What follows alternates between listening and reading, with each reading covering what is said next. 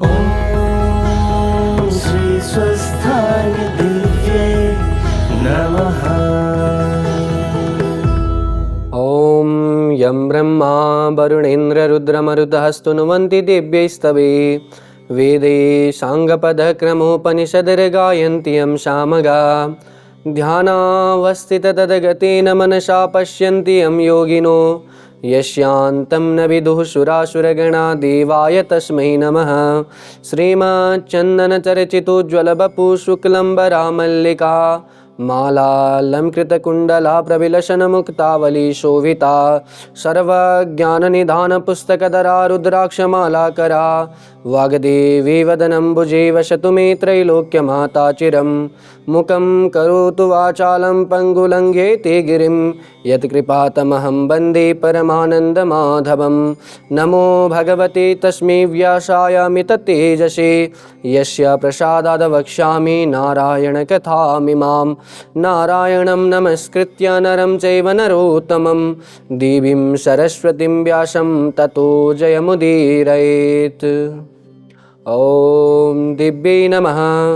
ॐ सरस्वती दिव्यै नमः।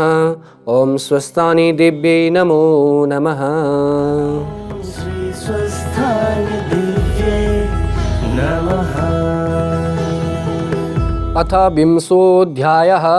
कुमारजी आज्ञा गर्नुहुन्छ हे अगस्त मुनि। त्यसपछि भिक्षु रूप महादेवको श्राप पाएकी गोमा चिन्तित भएर रुन लागिन्। केही बेरमा गंगा स्नान गर्न गएका माता पिता हरिहरको पूजा गरी सुवर्ण आदि अनेक रत्न दान गरी घर आए अनि गोमालाई रोइरहेको देखेर हे गोमा किन रोएकी, के भयो भनी सोधे। तब गोमाले भनिन्, हे माता पिता हजुरहरू गंगा स्नान गर्न गएपछि म अक्षता केलाइरहेकी थिएँ।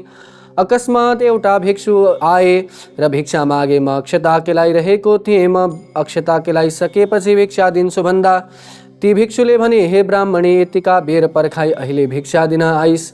त्यो भिक्षा म लिन्न दिने भए तेरा बाबाको पूजा गर्ने, तैँले केलाइरहेको भिक्षा दे भने, अनि मैले लिने भए ल्याऊ, नलिने भए अक्षता म त दिन सक्दिनँ भनेर भिक्षु रिसाई। हे ब्राह्मणी, तैँले अहङ्कार गरेर मलाई भिक्षा दिइनस्। अब म तँलाई श्राप दिन्छु। त 7 वर्षकी हुँदा तेरो 70 वर्षको बुढोसित विवाह होस्।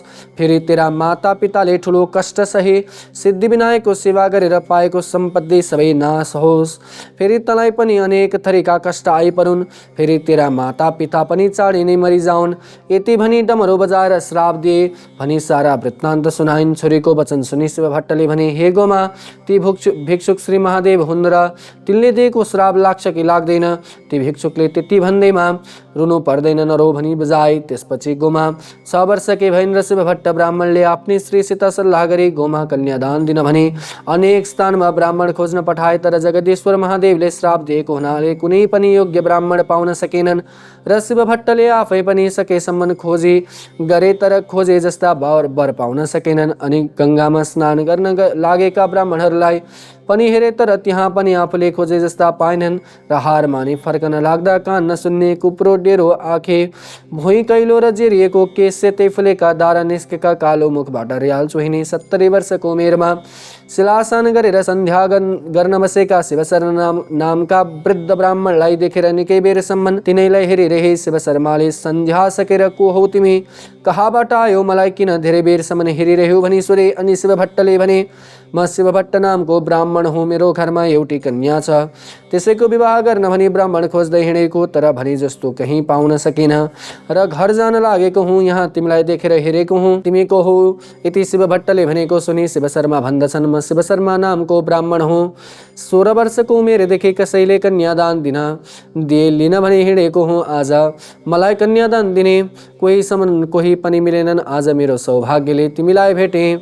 ईश्वरको कृपाले हामी दुवैको काम बन्ने भयो। हे पिता, म माथि कृपा गरी ते कन्या मलाई देऊ। सहस्र बिन्ती छ, ब्राह्मण भएर मेरो यो उमेर भयो र पनि आजसम्म विवाह भएको छैन। अब तिमीले कृपा गरे कन्यादान पाउनेछौ। यति शिव शर्माको कुरा सुनि शिव भट्ट भन्दछन्, हे शिव शर्मा, यस्तो उमेरमा तिमीलाई मेरी बालक पुत्री कसरी दिने? फेरि तिमी यस्ता कुरूपलाई कामदेवकी स्त्री रति जस्तै मेरी कन्या योग्य छ। यति सुनेर शिव शर्मा भन्न लागे, हे शिव भट्ट, त्यसो नभन, ती कन्या मलाई मलाई देऊ तिमीले नदिए हत्या गरेर मर्नेछु। शिव शर्माको त्यस्तो कुरा सुनि शिवभट्ट मनमनी विचार गर्दछन्। त्यसको कर्ममा त्यस्तै लेखेको रहेछ। म के गर्न सक्दछु? उस दिन श्राप दिने भिक्षु स्वरूप श्री महादेव रहेछन्। उनको श्राप लङ्घन गर्न को सक्ला? इन्द्र जस्ताले सकेनन्, रावणले पनि सक्दैनथे भने म जस्ताले कसरी सक्ने? यस्तो विचार गरी मनमा व्याकुल भए पनि शिव शर्मालाई साथै लिए घर गए। सती ब्राह्मणले शिव शर्मालाई साथमा लिएर आफ्ना स्वामी घर आएको देखेर प्रसन्न भए। त्यो कसलाई डाकेर ल्याउनु भयो भनी सोधिन् र शिवभट्ट भन्दछन्, हे सती, शिव शर्मा नामका ब्राह्मण हुन्। गोमा कन्यादान दिन वर खोज्दै हिँडेको, कहीँ पाउन सकिन र घर आउन लाग्दै गङ्गा किनारमा बसेर सन्ध्या गर्न लागेका रहेछन्। मलाई आएको देखेर सन्ध्या गरिसके।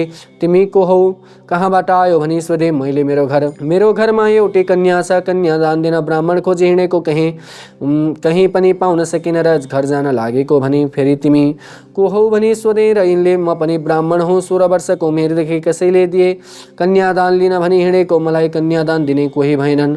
आज मेरो भाग्यमा तिमीलाई भेटे। तिम्रै पुत्री मलाई कन्यादान दियो भने अनि मैले, हे शिव शर्मा, यस्ता उमेरमा तिमीलाई मेरो बालक पुत्री कसरी दिने? फेरि तिमी यस्तो कुरूपलाई कामदेवकी पत्नी रति जस्तै मेरै कन्या योग्य छ, यस्ता कुरा नगर भने।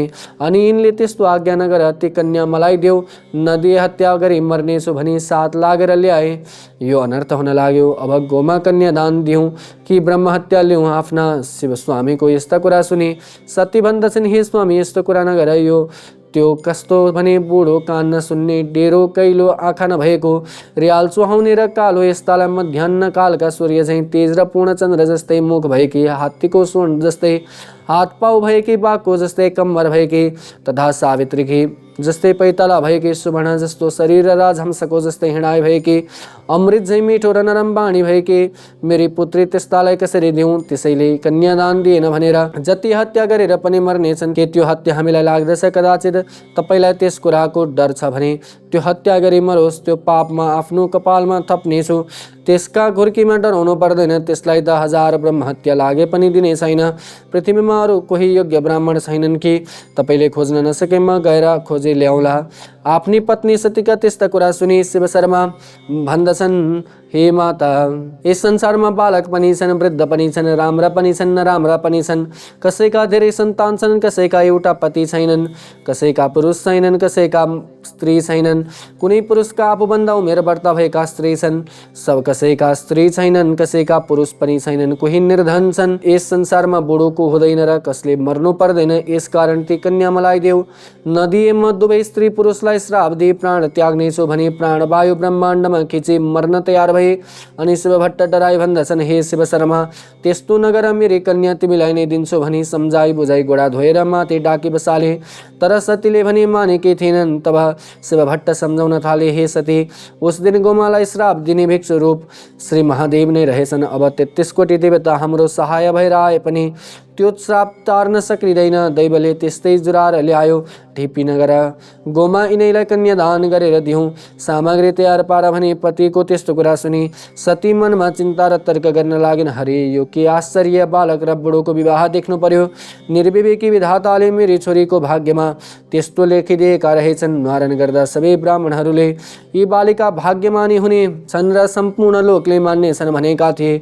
त्यो पनि मिथ्या भयो। हामीले सकेसम्म सबैको भलो नै गरेको हो। आज कुन पापले यस्तो भयो? मेरी पुत्रीलाई श्राप दिने श्री महादेव नै रहेछन्। यस बालकले के जान्दथे र श्राप दिएका होलान् भन्दै साह्रै रुन लागिन्। र शिवभट्ट भन्दछन्, हे सती, नरौ दैवको सामु कसैको बल पुग्दैन। दैवले आफ्नो इच्छा अनुसार सबै काम गर्दछ। अब शिव शर्मालाई खानपिन दे, सुत्ने स्थान खटाइदो, विस्मात नगर। यति आफ्ना स्वामीले भनेपछि सतीले अनेक उपचार तयार पारी खान दिन।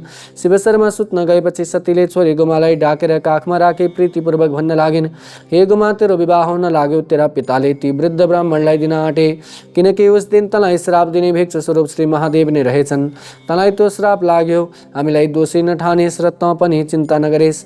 तेरो कर्मले परिल्याएको कुरा अन्यथा गर्नु कसको असामर्थ्य छ? हे गोमा भनी आँखाबाट आँसुका धारा बगाई ठुलो स्नेहले काखमा राखिन्। यति आफ्नी माताको वचन सुनि गोमा भन्न लागिन्, हे माता, यसमा तपाईँहरूको केही दोष छैन, मेरो भाग्यमा यस्तै लेखेको रहेछ। फेरि महादेवको श्राप लङ्घन गर्न को सक्ला? मैले अहङ्कारले भिक्षु रूप महादेवको अनादर गरेँ र त्यसको फल पनि पाएँ।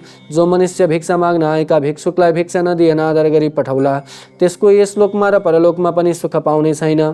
फेरि जसले भिक्षा माग्न आएका भिक्षुकलाई आदर गरी भिक्षा दिई पठाउला, त्यसको यस लोकमा र परलोकमा पनि सुख सन्तोष पाउला। हे माता, सन्देह नगर्नु, सन्देह गर्नु व्यर्थ मात्र छ। बुढो भए पनि, लङ्गडो भए पनि, दरिद्र भए पनि, अथवा रोगी नै भए पनि, पापी अथवा क्रोधी भए पनि मलाई दैवले परिल्यायो। रामचन्द्र जस्तालाई त दैव लागेर वनवास जानु पर्यो। वनवासमा पनि सीतालाई रावणले हरण गरेर लगिदियो। फेरि महादेव जस्तालाई दैवले लागेर कालकोट विष कण्ठमा राखी नीलकण्ठ भइरहनु पर्यो। फेरि युधिष्ठिर जस्ता धर्मात्मालाई पनि दैव लागेर जुवामा राज्यहारी वनवास र गुप्तवास समेत जानु पर्यो। फेरि द्रौपदीलाई दैव लागेर दुर्योधनका सभामा बेइज्जत हुनु पर्यो। फेरि राजा बलि जस्ता दानीलाई दैव लागेर पातालमा बस्नु पर्यो। फेरि मायाका अधिपति श्री कृष्ण जस्तालाई दैव लागेर आफ्नै अगाडि आफ्नो नाति अनिरुद्धलाई बाणासुरले नागपासले बाँधेको र 56 कोटी यदुवंशीहरू नाश भएको देख्नु पर्यो। फेरि सम्पूर्ण संसारमा प्रत्येक जीवको सृष्टिकर्ता ब्रह्मालाई पनि दैव लागेर आफ्नो शिर कटाइरहनु पर्यो। फेरि देवताका राजा इन्द्रलाई दैव लागेर स्वर्ग छाडेर भाग्नु पर्यो। अतः हे माता, दैवको गति लङ्घन गर्न कोही पनि सक्दैनन्। पूर्व जन्ममा आफूले गरेको कर्मको फल अवश्य भोग्नु पर्दछ। फेरि जस्तै ठुलो घोडा लिएर कस्तै व्रता पनि भएकी नदी वा तलाउमा गए पनि जल घडाभरि मात्र आउँछ, त्यस्तै आफ्नो भाग्यमा लेखेको मात्र हुन्छ। सन्देह नगर्नुहोस्। तपाईँहरूले दिएको ठाउँमा म खुसी साथ जानेछु। पुत्री गोमाका त्यस्ता कुरा सुनि सतीले प्रसन्न भएर भनिन्, हे गोमा, त धन्य रहेछिस्। यस्तो सानै अवस्थामा पनि यस्ता ज्ञानका कुरा गर्ने भनी दुवै आमा छोरी रातभरि त्यस्तै गन्थन गरिरहे। प्रातकाल भयो। शिवभट्टले शिव शर्माको कपाल खौरन पाओ नाउ डाके, हात खुट्टाका नङ काट्न लगाए, मन परेका खाना लगाउन दि पाली राखे। शिव शर्मा पनि मन परेको खाना लाउन पाई हृष्टपुष्ट भई मोटाए। त्यसपछि शिव भट्टले लग्न ठहराई कन्यादानको सामग्री तयार पारे। अनेक मङ्गल यात्रा गरेर आफ्नो मर्यादा अनुसार गोमालाई हीरा मोती माणिक आदि रत्न र वस्त्रालङ्कार पहिरी शिव शर्मा ब्राह्मणलाई गोमा कन्यादान दिए। गोमाले फुलको मालाले शिव शर्मालाई पहिराइन् र प्रणाम गरिन्। कन्यादान सकेपछि अन्य ब्राह्मणहरूलाई श्रद्धा साथ भोजन दक्षिणा दिए र सबैजना आफ्ना घर गए। गोमाले आफ्ना स्वामी शिव शर्मालाई प्रीतिपूर्वक सेवा टहल गरेर राख्ती भइन्। ओम श्री स्कन्द पुराणे केदारखण्डे माघ महात्म्ये कुमार अगस्त्य संवादे श्री स्वस्थाने परमेश्वरी अमृत कथायां गोमा विवाह वर्ण नाम विंशोत्सवः। श्री स्वस्थाय दिव्ये नमः। ओम उपनयतु मंगलम वह सकल जगन मंगलालयः श्रीमान दीनकर किरण निबोधित नभ नील दल निभेक्षणः कृष्ण। काले वर्षतु पर्जन्य पृथिवी सस्यशालिनी देशोऽयं क्षोभरहितो ब्राह्मणः सन्तु निर्भयः। अपुत्रः पुत्रिणः सन्तु पुत्रिणः सन्तु पौत्रिणः। निर्धनः सदनः सन्तु जीवन्तु शरदां शतां। तत्रैव गंगा यमुना च तत्र गोदावरी सिन्धु सरस्वती च। तीर्थानि सर्वाणि वसन्ति तत्र यत्राच्युतोदार कथा प्रसंग। या कुन्देन्दु दशारहार धवला या शुभ्रवस्त्रावृता। या वीणा वरदण्ड मंडितकरा या श्वेत पद्मासना। या ब्रह्मच्युत शंकर प्रविधिर्देवे सदा वंदिता। सा मां पातु सरस्वती भगवती निःशेषजाड्यापहा। कायेन वाचा मनसेन्द्रियैर्वात् बुद्ध्यात्मना वानुसृति स्वभावात्। करोमि यद्यत् सकलं परस्मै नारायणायेति समर्पयेतत्। नारायणायेति समर्पयेतत्।